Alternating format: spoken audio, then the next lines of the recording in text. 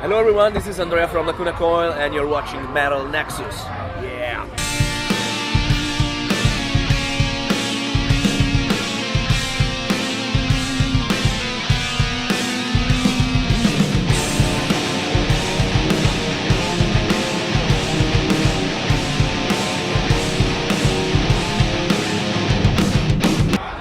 So right now, I know you're on tour with Epica, right? Yeah, we just finished. We just finished today. Yeah, Friday. We did the last show in New York. I had one of my riders go to one of your shows in Baltimore and check it out, and he absolutely loved the show. Everybody was mind blown at the end with the Christina joining Epica on stage. So, have you ever thought about you doing anything as far as collaboration vocally with anybody you've been on tour with? Yeah, man, they actually asked me to do that duet as well, but there's a male part of the song where there's a growl part, but I didn't have enough time to make it work. But yes, sometimes it happens. Not every time, but it happens. I also have to give you major props on your Painted Wives shirt. Big fan of that band. Yeah, they toured with us last year.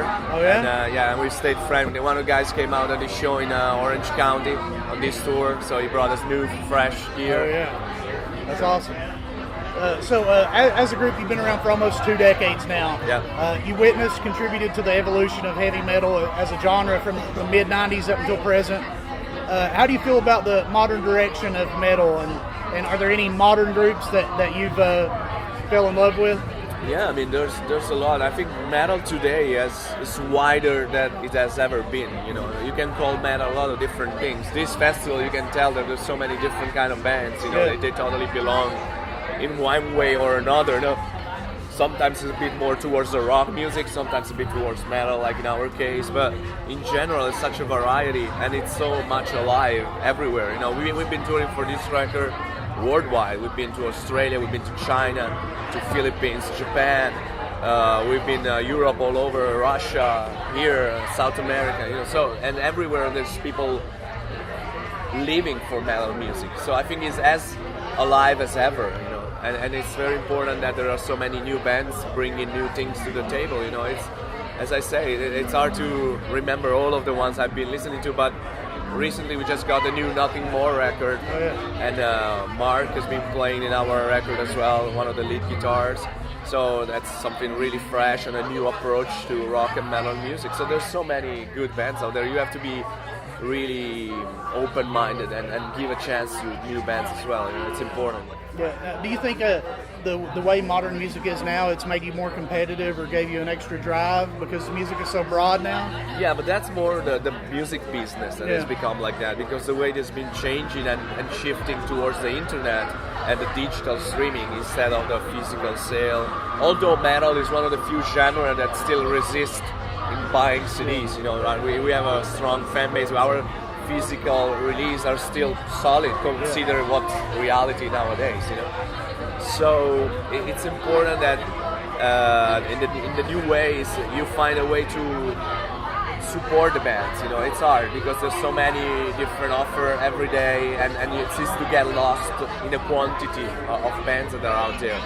But it's important that you take your time and listen to the stuff. You know, don't just skip and browse. You know, try to give it a chance. Otherwise, there will never be a band that could have a career anymore. You know, because we become a bigger band when we did our third record, Comalize. So it's important that you give bands time to grow up, time to find their own personality. Yeah, I agree. Now with the release of Delirium, it's been a very pivotal to the group's development, and I can see you've highly regarded as a new chapter for the group as a musical force. Is a lasting impression you're hoping to make with your kind of a new identity? I mean, we had also a little shift of the lineup. We got a new drummer and a new guitar player. I mean, drummer relatively new because he's playing with us in 7 years actually, but it's the first time he actually record an album with us. So it was important for us to keep things fresh for ourselves and for the fans.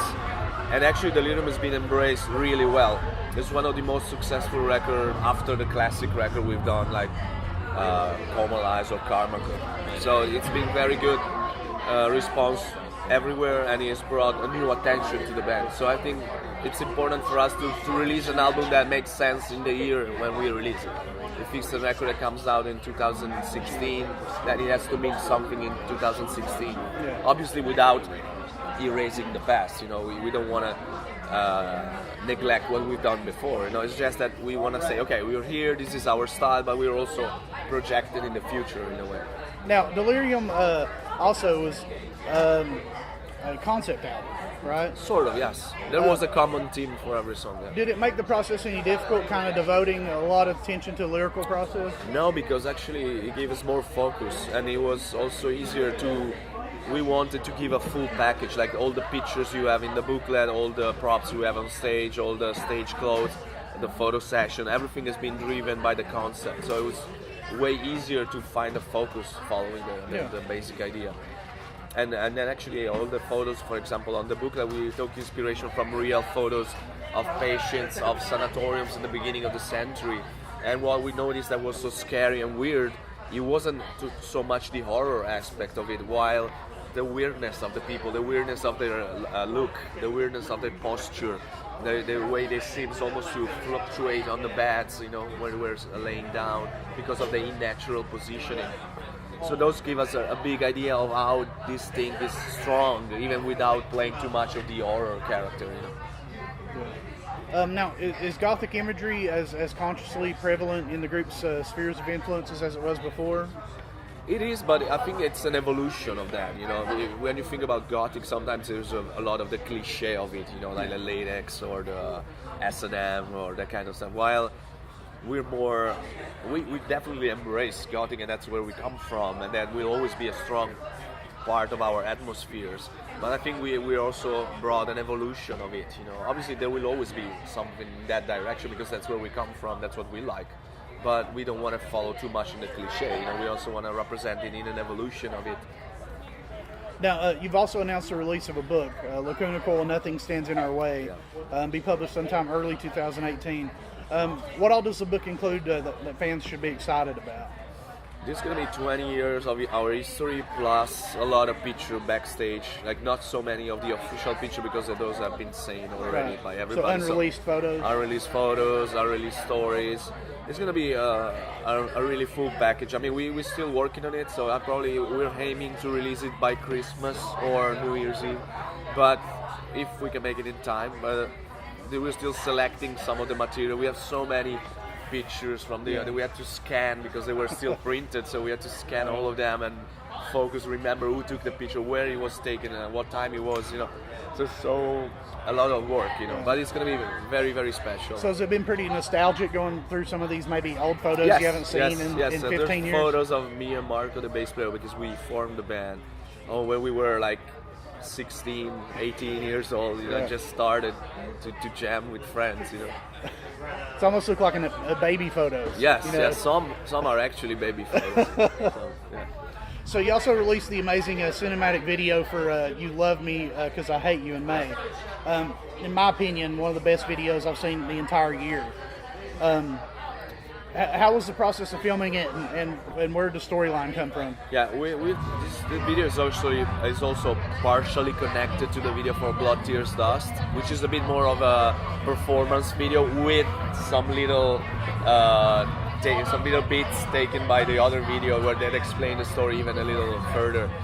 But the video was shot in northern Italy, in a region of near the Alps, the mountains, because we wanted a kind of a location that wasn't specifically Italy or somewhere else. You know, it was something more like in the woods that could be anywhere. You know, we didn't want to give it a special like a place. You know, we wanted to be more generic.